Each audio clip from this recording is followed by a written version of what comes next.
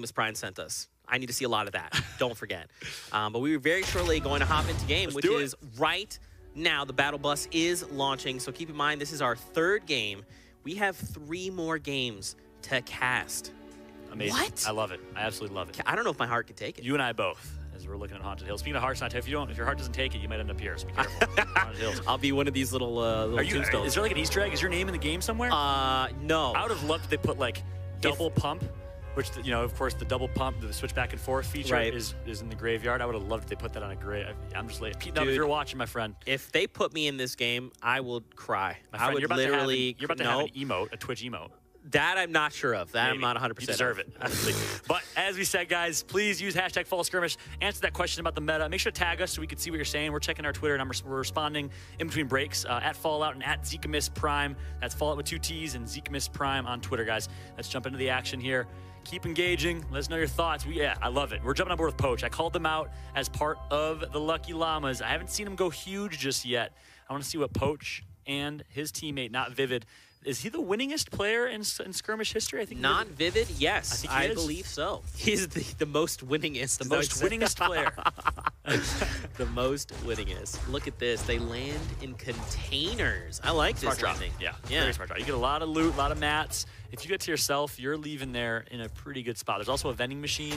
People don't prioritize vending machines as much as they should. And look at that, Ninja. Wait, knocked out Kayun, but then got knocked out by General. So that's what happened. Ninja is gone. Again, match number 3 here. Ninja gets taken out early. Wow, that is a rough start there. That blows my mind. I personally, especially in the early game of Fortnite, I consider Ninja to be a top 5 player. And, you know, it's an interesting conversation. Would love to hear people in the chat's thoughts. You know, I think not being at Summer Skirmish maybe set him behind a little bit. Of course, he's still unbelievable, the greatest entertainer of our generation. But as a top 5 pro player, I wonder if not being at Summer Skirmish hurt him a little bit. Of course, we'll see how he performs the rest of this. We still have 5 matches to go. 4 matches. You know, it's a tough spot to be in. I guess the other thing to count for is, dude, we're putting basically some of the best competitors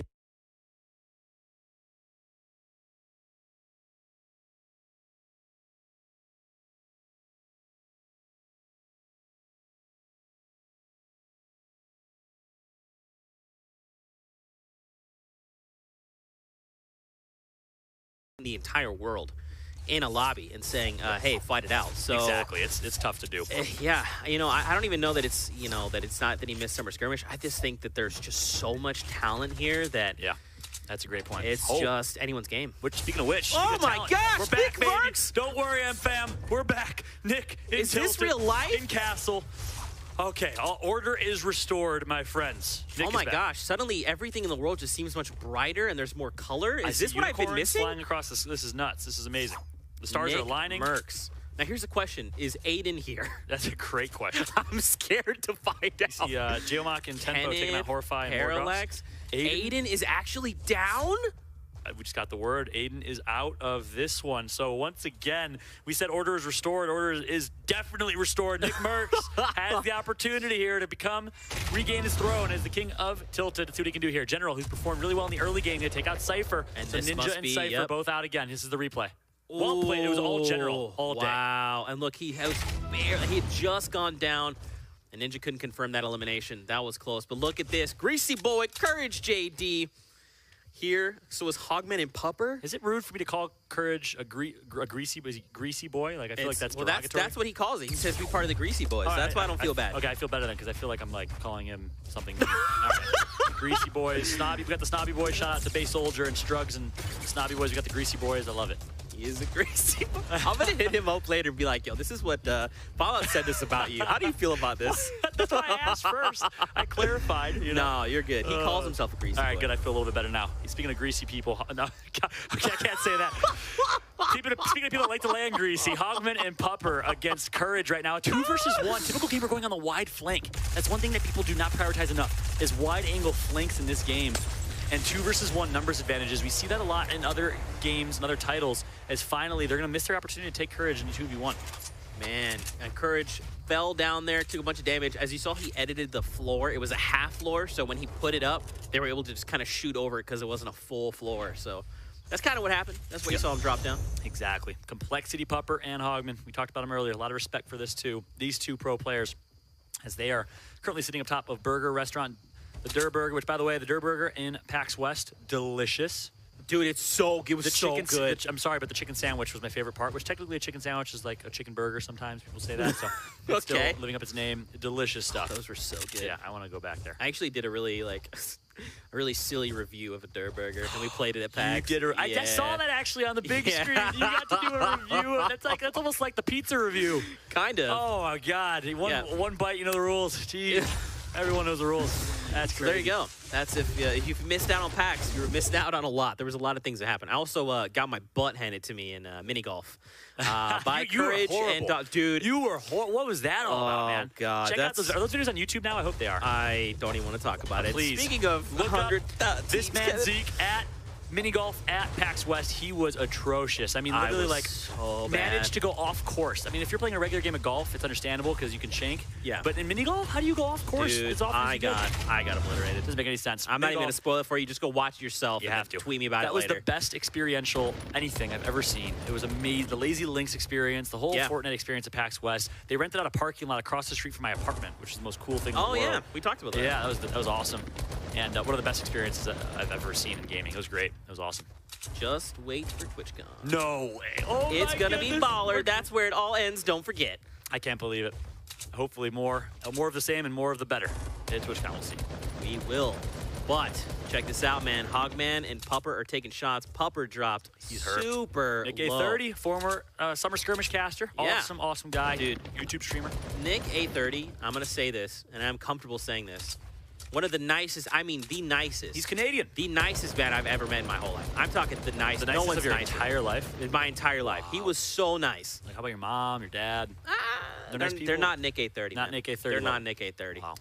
True story. Unbelievable. He is, so you could just tell, watching his streams, humble, genuine, kind, smart, intelligent, breaks things down very well. Big shot to Nick A30. Let's see if he can play, though. Spaceline, his teammate going to take out Pupper.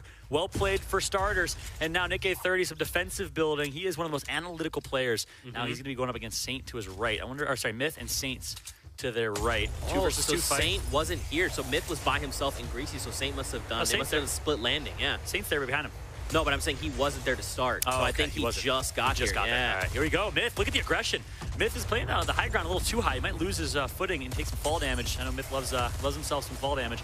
Meanwhile, it's going to be Nick A30 trying to get some high ground. What an epic battle. Nick A30 versus Myth. Myth's going to get lower ground, going to turtle up a little bit towards the low side. Meanwhile, keep your eye on the bottom left of your screen. Chat picks up one if you're a Liquid Chat fan, but we got to watch this fight ensue. Myth and Saint playing aggressive here. You love the aggression from Myth, who also, speaking of great individuals, great players, and just positive people all around. Yep. I love watching his streams. Myth is, so I've actually known Myth since he pretty much got started. He started streaming Paragon back in the day. Amazing. And I got to meet him, and then one day he just exploded, and he was just the guy. And I was like, dude, I remember when you played Paragon. And he was like, it's different now. It's like, I know. Just a little bit. Oh, what is this? It's the Porta Fortress. As if he didn't have high ground enough, he's going to give himself even more high ground. I don't know why exactly. Maybe he just wanted to make sure that they couldn't knock the cover underneath him. Now Myth is going to be trying to get some high ground of his own. You saw him, man. That was crazy. Yeah, so Porta Fortress, that's a fun new game. Item added to the game, rather. Wow. Nick A30 cracks back with the SMG and takes down Myth. And not only the SMG, the whole sequence right there from Nick A30, the quick edit to get the first shot on Myth, and then really caught Myth with his pants down right there and was able to capitalize. So well played from Nick A30. One of the best quick edit, clean edit players I've seen, and I have a chance to watch on YouTube. Big shout out to Nick representing YouTube Gaming. On board with him right now. When we cut to him, he had no AR ammo. He had like 3 rounds in his burst, and he only had enough slugs and SMG ammo. Unbelievable. So he did that with basically nothing. That's amazing. And what they want to see here, we haven't seen a lot of it. I think these pro players can take a page out of some other titles and other books of competitive gaming titles. Take your 2 versus 1 advantages very smart. There's no reason that Spaceline goes down or Nick goes down here. It's a 1 versus 2. You have a numbers advantage. Play it wide, play it slow, and guarantee the dub and the kill right here. The victory over Saint Squad. That's right. And now it looks like a 2v1, or rather it's a 1v1, right? Nick A30 should be in the vicinity. Is he down? He may have bailed. Maybe they decided to let him. No, okay, they're just down below. They're a little bit hurt. So here, they're a little bit tagged up. Dude, in Fortnite, I've seen a lot of bases, but when you make basically like a sky fort and then you just drop a Porta Fortress on top of it, It's just crazy. like an amalgamation of Fort stuff, and you're like, what is going on there? I know it's kind of funny, it's kind of cool, but to be a little bit critical here, I think that's the same thing we were talking about last game. They use those Porta Fortresses early game when maybe they shouldn't. Like, maybe they should hold on to that and use it towards the late game. Instead, they drop it, I think, a little bit unnecessary there. I don't know if a Porta Fortress, when you already had high ground, is the most mandatory thing to do, but now, Stain Squad, look how well they're playing this. Using their high ground. Yes, they got it down, but nice job. That's textbook from Spaceline Nick A30. I'm okay with it down there. There you go. And they just pick them back up. They secure an elimination, and now they can just be on their way, secure loot. Granted, Saint really only had 2 weapons, some ammo, some mats, but at least they're on their way. Look at this, One elimination for him, coming from Tilted. So he's about to be fighting a 2 versus 2 against Merksman and KP5. And keep in mind, the rotation from Nick A30 should be coming soon. He's got so a smart. shockwave grenade. We talked about it, man.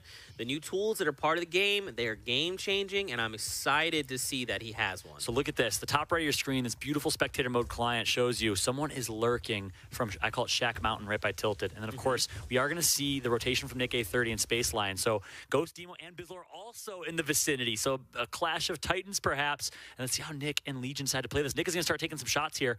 And did get the clarification from MFam on Twitter. Thank you guys for that. That Nick is playing on PC, but with a controller. So he just started playing on PC recently. With a controller, of course. He sticks to his guns, man. He does. I respect it. Nick is just an awesome dude.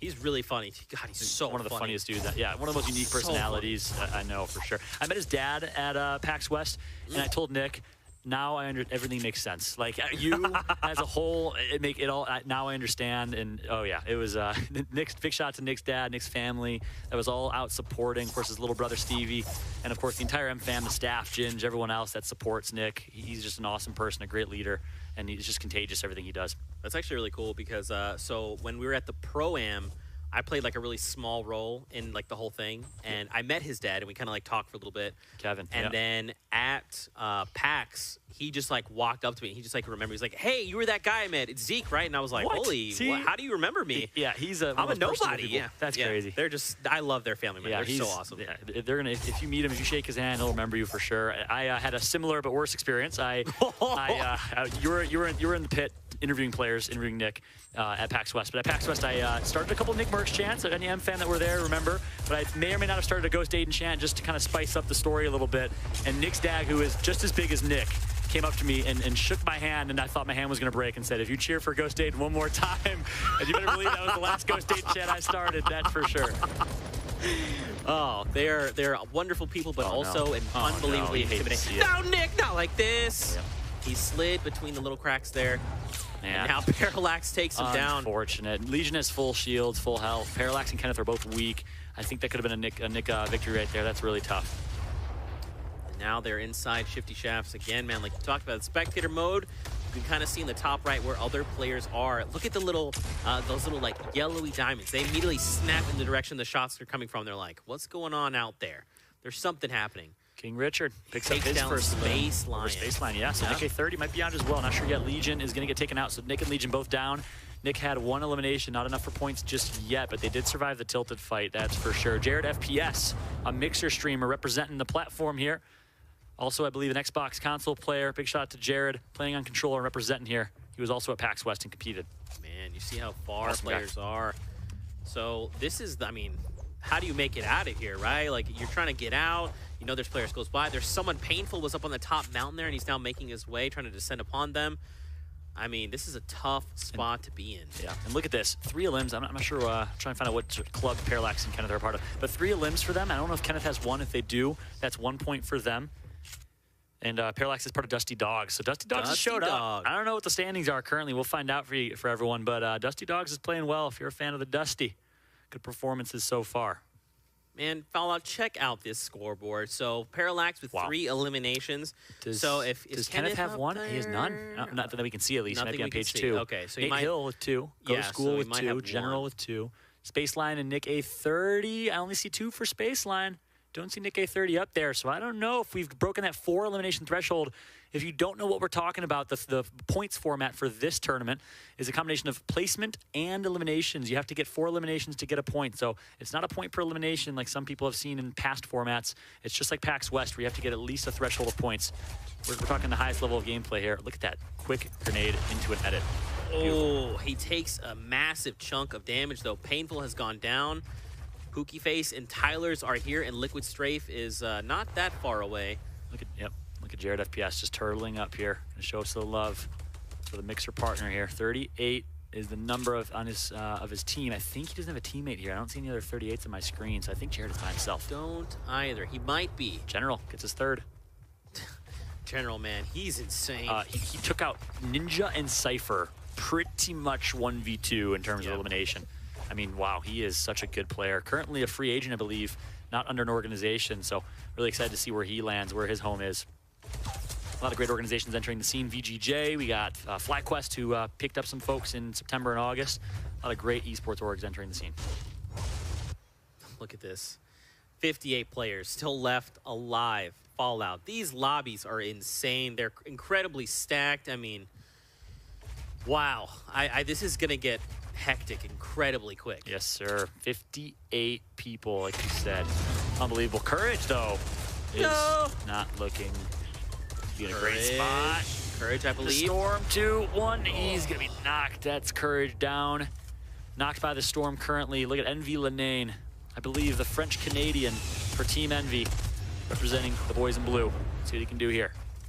Now, here's the thing. Courage AD's partner is very close by, but those are grenades ricocheting near the structure, bringing the whole thing down. So Courage just played themselves. So he's...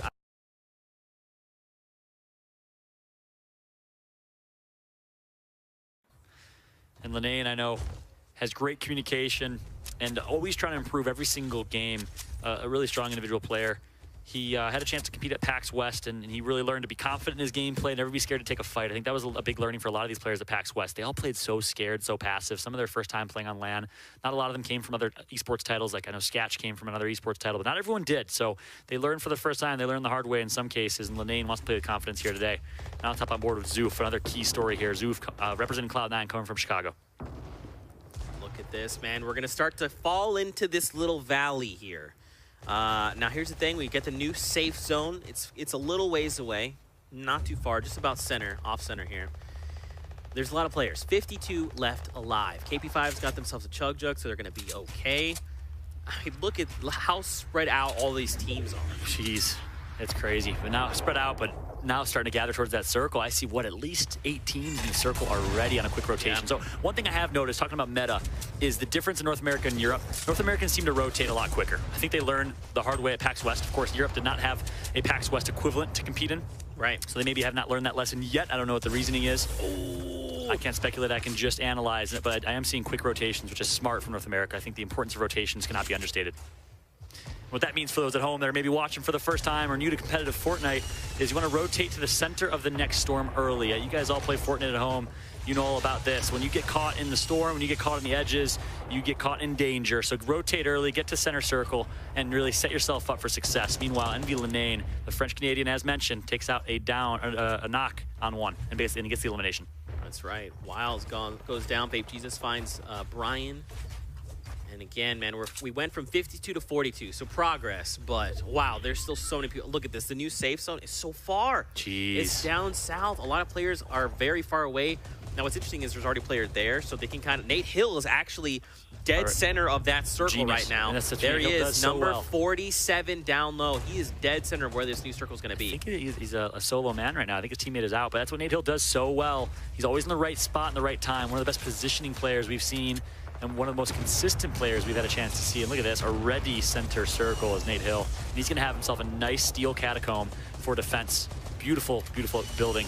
Quite the architect is at Nate Hill right now. Yeah. I know he's also a former soccer player. He's a very competitive person, has a good sports background, and also a great Fortnite player. Also, just an awesome human being. Exactly. A pretty good-looking dude. He's a former model, I've heard. He was doing some of that very recently. I mean, I could talk about him forever, I'll be honest. Just like I could talk about you forever. There's just so much to talk about. A lot of great. That's one thing I noticed. If you have not been to a live event yet for Fortnite, it was one of the most amazing things. I didn't know how awesome the Fortnite community is, like how much of a community it is. I thought these people were kind of individualistic. They all wanted to succeed on their own, but really it's a great community. Everyone's so cool in person, and the community feel at PAX West was unlike anything I've experienced coming from other titles and other communities as well. Yeah, and on top of that, to piggyback, we actually, actually, by the way, double elimination here. Oh, big plays. Sorry about that. Plays. Oh no, just to piggyback off that. I think another thing we really appreciated was that we got to hang out with a lot of these competitive players and just talk to them, right? Have conversations to figure out, you know, what they were excited about as far as Fortnite, what things they think we could change and whatnot. So we just got to have like a just genuine conversation, and that was just awesome to see. On top of that, so many of them just showed up for their fans. It was just an unbelievable event. So if you can make it out to an event like that, please just take time and do so. It's honestly one of the greatest experiences I've ever had in my whole life. So. But look at this, man. 34 players. We're now moving into the last few circles. And people are tunneling. So we saw it on the European scene, man. If you've got a Porta-Fortress, you can literally consume everything around you. And you're in a good spot. We haven't seen anybody use Porta-Fortresses here toward the end of the game. I'm kind of hoping someone has one. Yeah. On board now with Liquid Chap. One thing I gotta say, this Team Liquid team has squad organization has so much respect from their peers. Every pro player I talk to, and I ask them, hey, who are some of the best players? Who are the people you respect the most? They almost always say Poach, 72 hours. A lot of these Team Liquid individuals who are just so good have really redefined the meta. And meanwhile, United picked up two. Porteriff gonna actually pick up Ghost Ghoul and I think his teammate. And 30 people left. The action's about to break down here.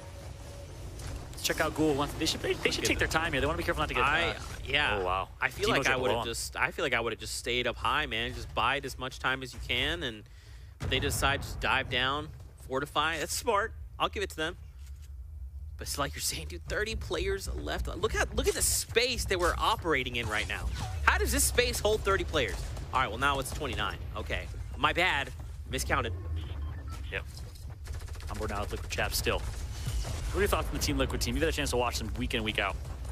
Dude, they're unbelievable. They're, again, consistent players. I got to actually meet 72 Hours and Chap and a few of the other ones. Vivid as well, and honestly, they're just really down-to-earth people, and I'm a huge fan, I'll be honest. I love those guys. They play phenomenally, and they show exactly why they deserve to be here, man. Yep, completely agreed. Look at Zate. Zate is another player outside of the Liquid squad. If it wasn't Liquid, it was Zate who gets a lot of respect from his peers. And you see why right now. Look at the great building. Zate, not sure where he comes from. I know English isn't his first language as well. Speaks some great English though, and he's gonna get taken out here. He gets shut down by Hogman of Complexity. Zate's gonna be tunneled here, and look at the high hill battle. It's gonna be a build-off. For the first time in Skirmish history, you might see them building to max height, because they're pretty high right now. Have you ever seen that before, where they build to max height? No. Typically, people come down far before that. They're like, nah, that's too high. Yeah, if it does happen, I'll lose my mind. We see it happen all the time in playgrounds when you're practicing your building, but never in a skirmish before, that's for sure.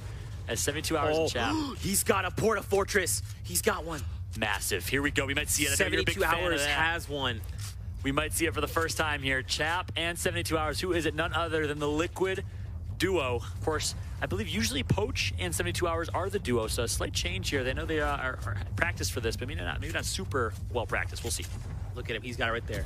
So the Porta-Fortress, there it goes down. He placed it. It's an instant gigantic metal fort. It's an instant build. It doesn't build up over time. And look at this. Players are going down left and right. 22 players fall out. Unbelievable. Somehow, though, despite the Porta-Fortress, it's going to be Ghost Snood, who has height advantage here. He is, I believe, at the highest point right now, I think. I didn't see anyone above him, and it's going to be a shield bone. No, look at this. Multiple layers. We've seen 3 layers, high, mid, and low. This is at least 4 or 5 layers of builds right now. A bunch of eliminations go through. 72 Hours picks up a double on the Envy Boys.